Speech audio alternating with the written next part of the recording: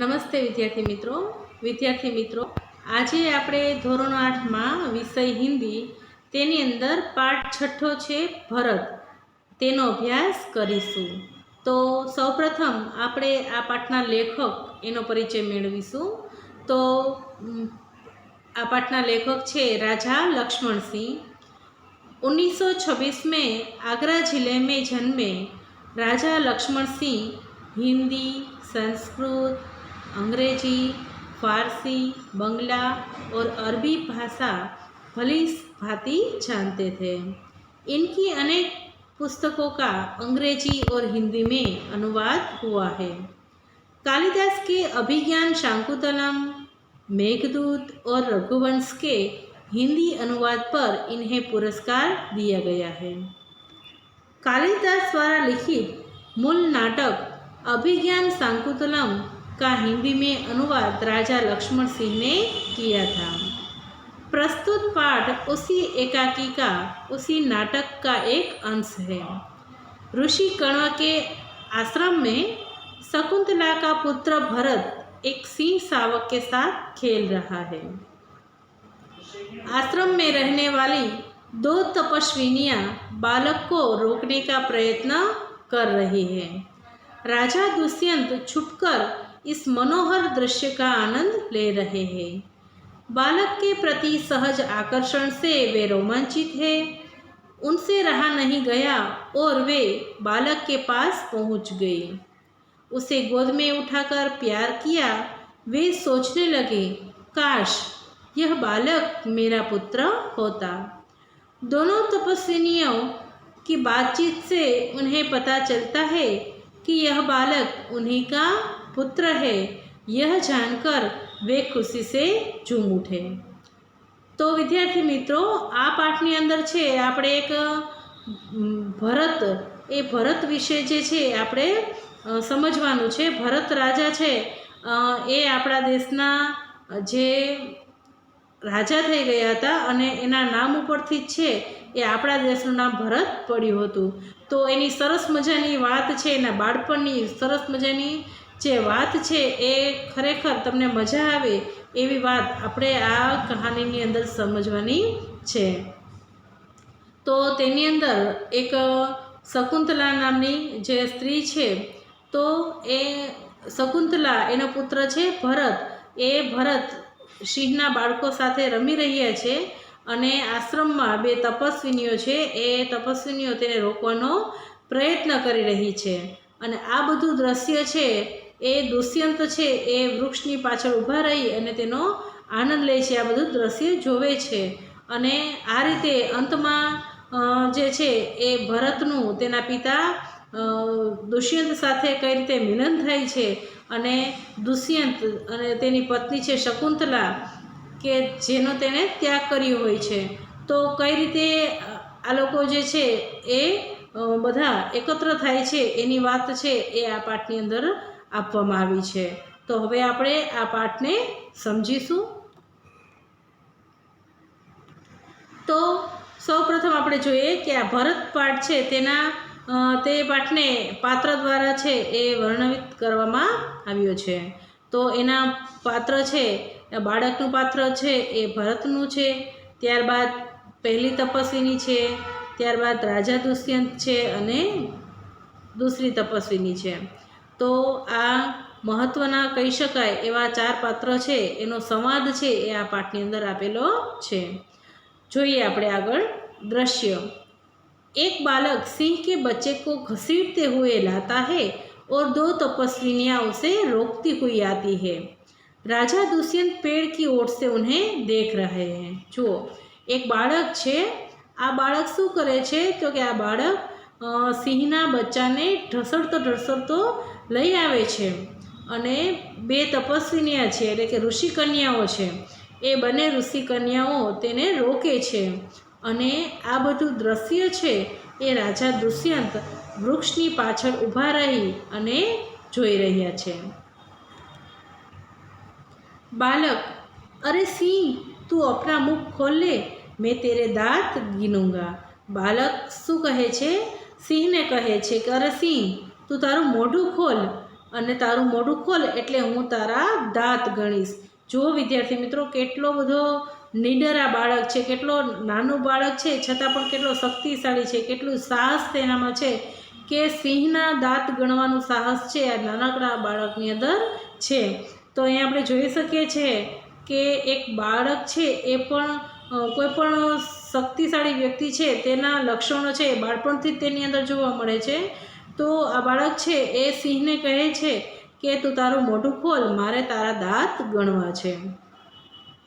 पहली तपस्विनी, ए हठीले बालक, तू वन के इन पशुओं को क्यों सताता है? हम तो इन पशुओं को बाल बच्चों के समान रखती है. तेरा साहस बढ़ता ही जाता है. तेरा नाम ऋषियों ने सर्वदमन रखा है, सो ठीक ही है. શું કહે છે? પહેલી તપસ્વીની એટલે કે ઋષિ કન્યા છે પહેલી, એ બાળકને કહે છે કે એ જીદ્દીલા બાળક છે, ખૂબ જીદ્દી છે. એ ગમે તેમ કરી અને સિંહના બચ્ચાના દાંત ગણવા ઈચ્છે છે. એટલે કહે છે કે અરે જીદ્દી બાળક, તું આ જે વનના પશુઓ છે એ પશુઓને તું શું કામ હેરાન કરે છે? અમે તો આ બધા પશુઓને પોતાના બાળ બચ્ચા હોય, પોતાના બાળક હોય એવી રીતે એની જેમ એને રાખીએ છીએ. પરંતુ તારું સાહસ એટલે કે તારી હિંમત તો જો વધતી જ જાય છે.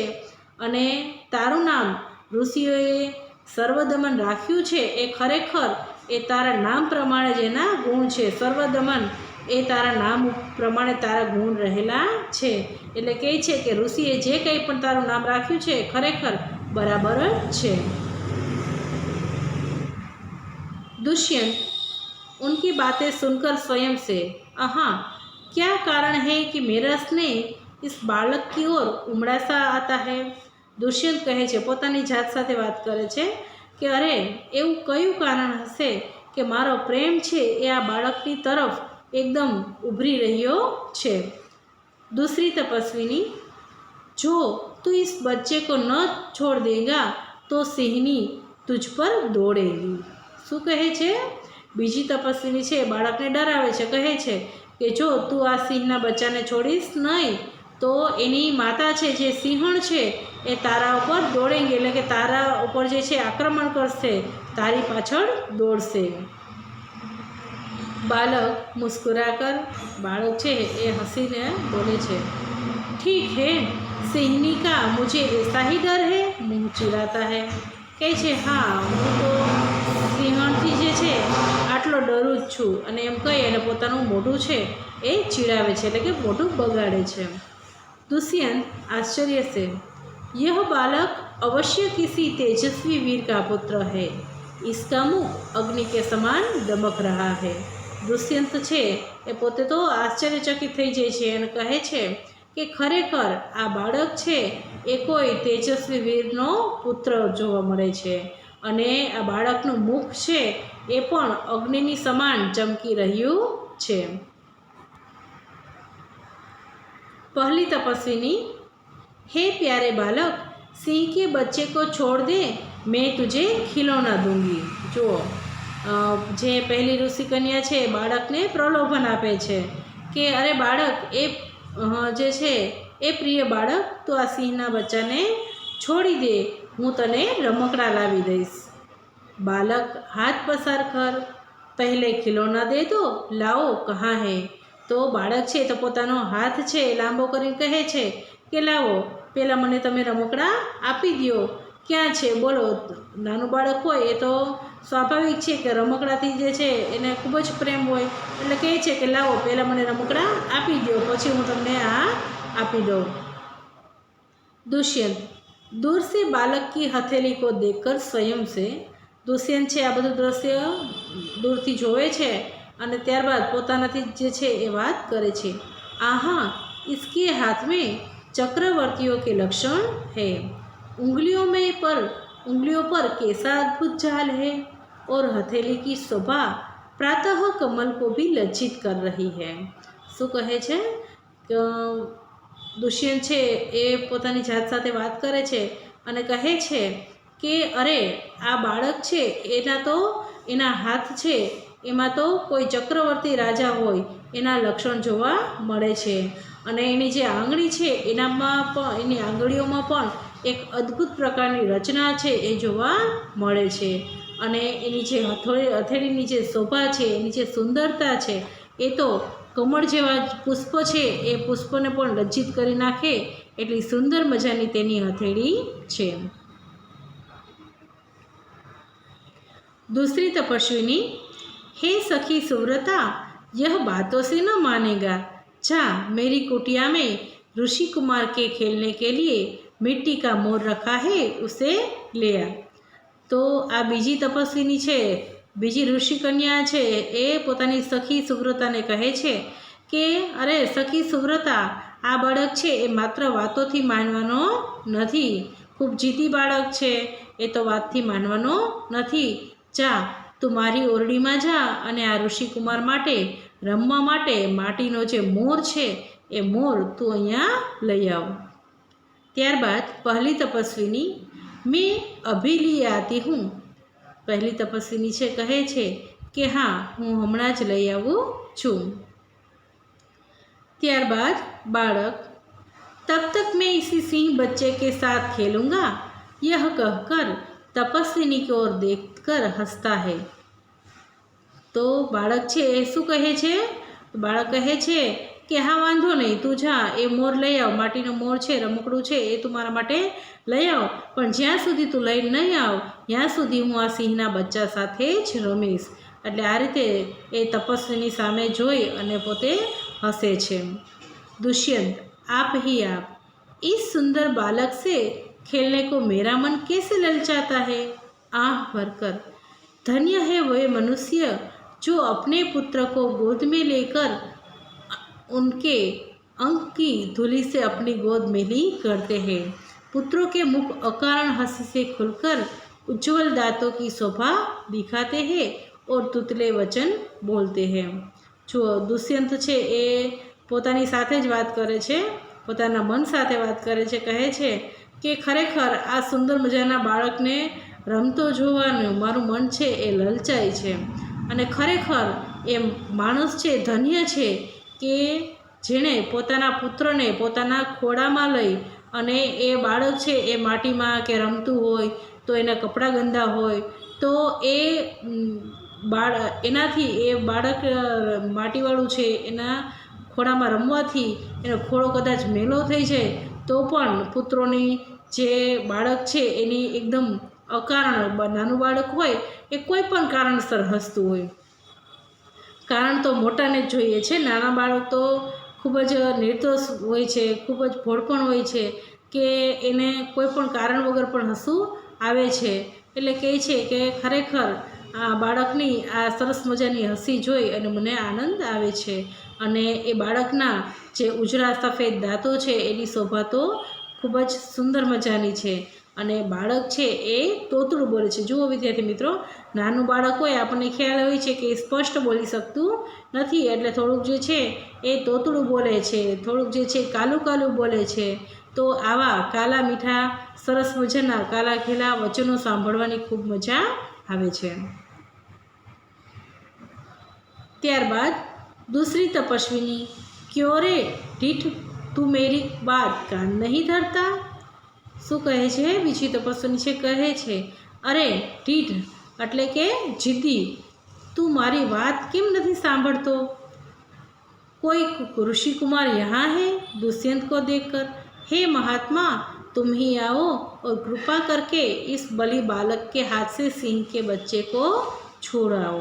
जो હવે ઋષિ કુમારને જે છે એ કહે છે કે કોઈ જો ઋષિકુમાર અહીંયા હોય તો જે તપસ્વીની છે બીજી ઋષિ કન્યા છે એ કહે છે કે હે મહાત્મા, તમે અહીંયા આવો અને કૃપા કરી અને આ જે બળવાન બાળક છે એના હાથમાંથી આ સિંહના બચ્ચાને તમે છોડાવો. दुष्यंत, अच्छा, बालक के पास जाकर और हंसकर, हे ऋषि कुमार, तुमने तपोवन के विरुद्ध यह आचरण क्यों सीखा है जिससे तुम्हारे कुल की लाज जाती है. यह तो कोई अच्छी बात नहीं है. જો માત્ર આટલું જ શબ્દ છે, આટલા જ શબ્દો છે એ દુષ્યંત એ બાળકોને કહે છે, એની પાસે જઈ અને હસીને કહે છે કે હે ઋષિકુમાર, તમે આ તપોવનના જે નિયમ છે એ નિયમની વિરુદ્ધ તમે કેમ આવું વર્તન કર્યું છે, અને તેના કારણે તમારે કુળની લાજ છે એ પણ જઈ રહી છે, તો આ એક સારી વાત નથી. તો માત્ર આટલું જ બોલે છે તો બાળકો છે એ સિંહના બચ્ચાને છોડી દે છે. તો આજના લેક્ચરની અંદર આપણે અહીંયા સુધી જે છે એ અભ્યાસ રાખીએ છીએ. અહીંયા જુઓ, આપણને આ સરસ મજાનું ચિત્ર છે જોવા મળે છે કે જેની અંદર બાળક ભરત છે, સિંહના બચ્ચા છે અને દુષ્યંતનું ચિત્ર છે એ પણ અહીંયા આપેલું છે. તો સરસ મજાની આ વાર્તા છે તપસ્વીની. હે બળભાગી, યહ ઋષિકુમાર નહીં હૈ. જે બીજી ઋષિ કન્યા હોય છે કહે છે કે હે ભાગ્યવાન, આ ઋષિકુમાર લાગતો નથી.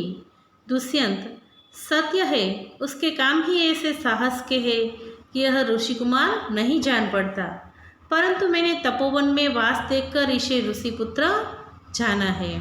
जो દુષ્યંત છે કહે છે કે ખરેખર તમારી વાત સાચી છે, આ બાળકનું સાહસ જોઈ અને એવું લાગતું નથી કે આ ઋષિકુમાર હોય, પરંતુ મેં એને આ તપોવનની અંદર જોયું એટલે મને એમ લાગ્યું કે આ તપોવનમાં વાસ કરે છે, આ आश्रम में वास करे छे, एना कारणे ऋषिपुत्र हसे.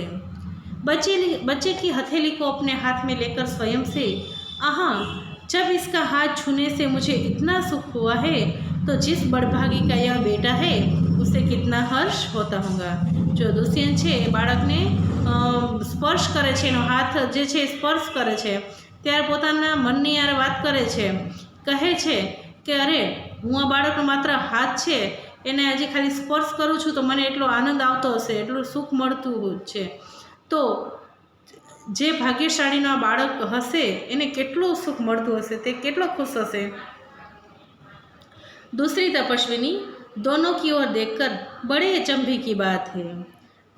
બીજી જે ઋષિ કન્યા છે એ બંને તરફ જોવે છે અને કહે છે ખરેખર ખૂબ આશ્ચર્યની વાત છે. दुष्यंत, तुम्हें क्यों अचंभा हुआ? दुष्यंत कहे छे तने केम आश्चर्य थयुं? दूसरी तपस्विनी, इसलिए हुआ कि इस बालक की और तुम्हारी सूरत बहुत मिलती है और तुम्हें जाने बिना भी इसने तुम्हारी बात मान ली. શું કહે છે કે મને એટલા માટે આશ્ચર્ય થયું કે આ બાળકની અને તમારી અણસાર છે એ બહુ મળતી આવતી હોય, બેનો ચહેરો છે બહુ મળતો આવતો હોય એવું બંનેને જોઈને લાગે છે. અને બીજી એક વાત કે એને એ તમને ઓળખતો નથી, છતાં પણ તમે માત્ર એક જ વખત એને કીધું તો એને તમારી વાત છે એ માની લીધી. दुष्यंत, बच्चे को गोद में उठाकर, हे तपस्विनी, जो यह ऋषि कुमार नहीं है तो किस वंश का है? હવે દુષ્યંતની જે એમ કહી શકાય કે એની વ્યાકુળતા વધી જાય છે અને કહે છે કે હે તપસ્વીની, જો આ બાળક છે એ બાળક ઋષિકુમાર નથી, ઋષિનો પુત્ર નથી, તો આ કયા વંશનો હશે? दूसरी तपस्विनी, यह पुरुवंशी है. બીજી જે ઋષિ કન્યા છે એને કહે છે કે આ પુરુવંશી છે. दुष्यंत स्वयं से, इसलिए इसकी सूरत मुझसे मिलती है. बच्चे को गोद से उतारकर पूर्ववंशियों में यह रीत तो निश्चित है कि युवा अवस्था में वे महलों में रहकर पृथ्वी की रक्षा और पालन करते हैं और वृद्धावस्था आने पर वन में जितेंद्रिय तपस्वियों के आश्रम में वृक्षों के नीचे कुटी बनाकर रहते हैं. देवता जिस शक्तिशाला वाला यह निडर और असाधारण बालक मनुष्य का पुत्र भला किस प्रकार होगा. દુષ્યંત છે એ પોતાની જાતે સાથે જ વાત કરે છે કે ખરેખર આ બાળકની જે સુરત એટલે કે એનો ચહેરો જે મારી યારે મળતો આવે છે એ એના કારણે જ હશે, કારણ કે હું પણ પૂર્વવંશી છું અને આ બાળક પણ પૂર્વવંશી છે. એટલે પોતે આ બાળકને પોતાના ખોળામાંથી નીચે ઉતારી દે છે અને પછી વિચાર કરે છે કે ખરેખર પૂર્વવંશીઓની અંદર એની જે રીતિ છે એ ખરેખર નિશ્ચિત છે કે જ્યારે તે યુવાન હોય, યુવાવસ્થામાં હોય ત્યારે શું કરે છે તો કે પોતાના મહેલમાં રહી અને પૃથ્વીની રક્ષા અને તેનું પાલન કરે છે, અને તે જ્યારે વૃદ્ધાવસ્થામાં પ્રવેશે છે ત્યારે વનમાં જઈ અને પોતાની બધી ઇન્દ્રિયો પર કાબૂ મેળવી, પોતાની બધી ઇન્દ્રિયોને કાબૂમાં લઈ અને તપસ્વીની જેમ આશ્રમમાં વૃક્ષોની નીચે એક ઓરડી બનાવી અને ત્યાં રહે છે. અને દેવતા જેવી આ શક્તિવાળો બાળક છે એ ખૂબ જ નિડર અને અસાધારણ લાગે છે.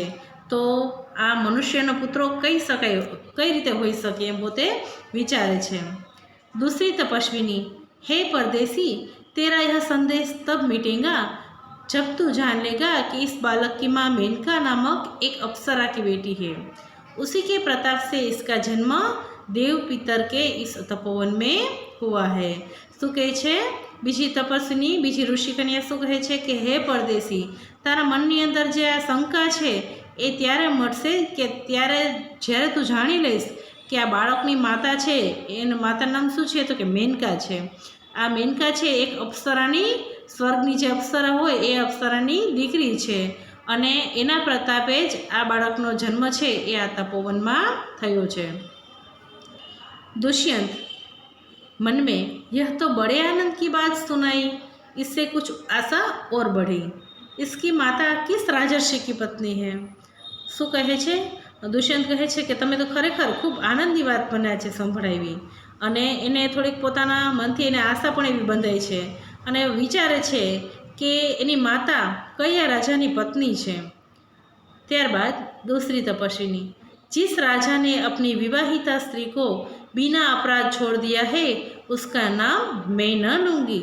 શું કહે છે કે જે રાજાએ પોતાની જે પરિણીતા સ્ત્રી છે એનો કાંઈ વાંક નથી, એનો કંઈ અપરાધ નથી, છતાં પણ એનો ત્યાગ કર્યો છે, એવા રાજાનું હું નામ લઈશ નહીં। दुष्यंत स्वयं से, यह कथा तो मुझ पर लगती है, भला अब इस बालक की माँ का नाम पूछूं? पहली तपस्विनी मिट्टी का मोर लेकर आई। जो હવે દુષ્યંતને આ બધું વર્ણન સાંભળી અને દુષ્યંતને એમ લાગે છે કે જાણે આ વાત મારી જ કરતા હોય એવું મને લાગે છે, પરંતુ હવે આ બાળકની માનું નામ હું કઈ રીતે પૂછું? પહેલી તપસ્વીની, હે સર્વદમન, यह शंकुत लावण्य देख। પહેલી તપસ્વીની છે શું કહે છે કે હે સર્વદમન, તું આ શંકુતનું લાવણ્ય એટલે કે એનો પ્રેમ જો। બાલક બડે ચાવ से देकर, कहाँ है शकुंतला मेरी माता? બાળક જે છે એ ખૂબ જ આતુરતાથી જે છે એ પૂછે છે કે મારી માતા ક્યાં છે, મારી માતા શંકુતલા ક્યાં છે? दूसरी तपस्विनी हंसती हुई, यहाँ तेरी माता नहीं है, तुम इस नाम से धोखा खा गए सर्वदमन, मैंने तो कहा था मिट्टी के मोर को देख।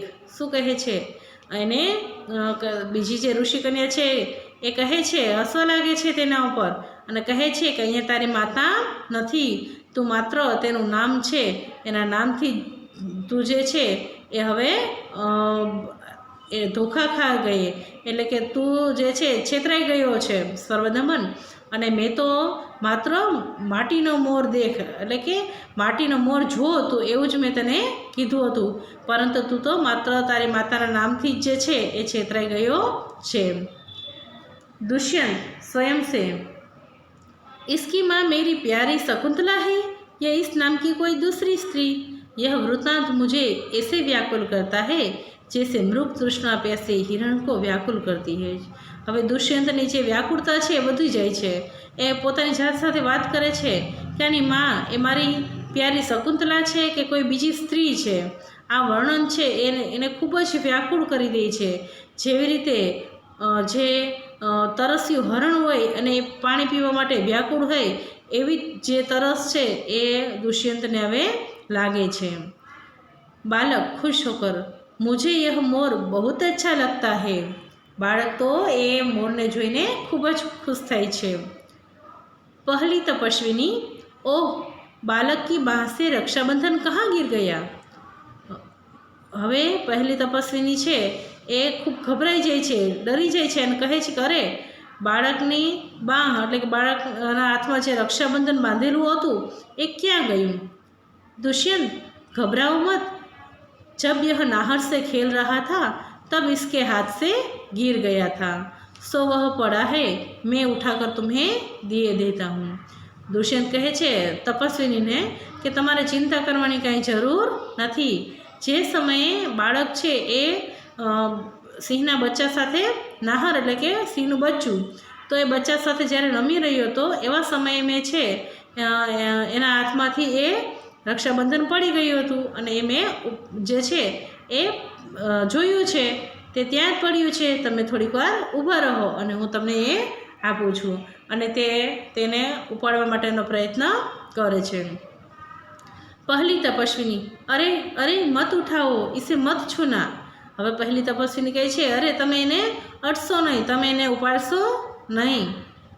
दूसरी तपस्विनी ओह इसने तो उठा ही लिया।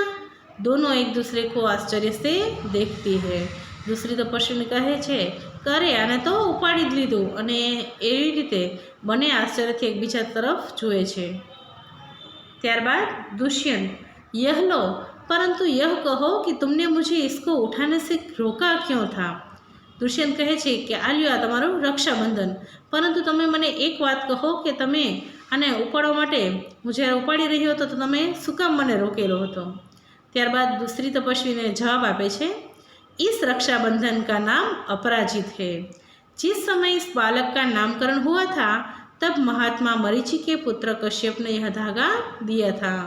इसका गुण है कि कभी यह धरती पर गिर पड़े तो इस बालक के माता पिता को छोड़कर इसे कोई दूसरा न उठा सके। હવે બીજી તપસ્વીની છે એ રક્ષાબંધન વિશે એ જે દોરો હતો એના વિશેની વાત કરે છે કે આ જે રક્ષાબંધન છે એનું નામ છે અપરાજિત અને એ સમય આપેલું હતું કે જ્યારે આ બાળકના નામકરણની વિધિ થઈ હતી।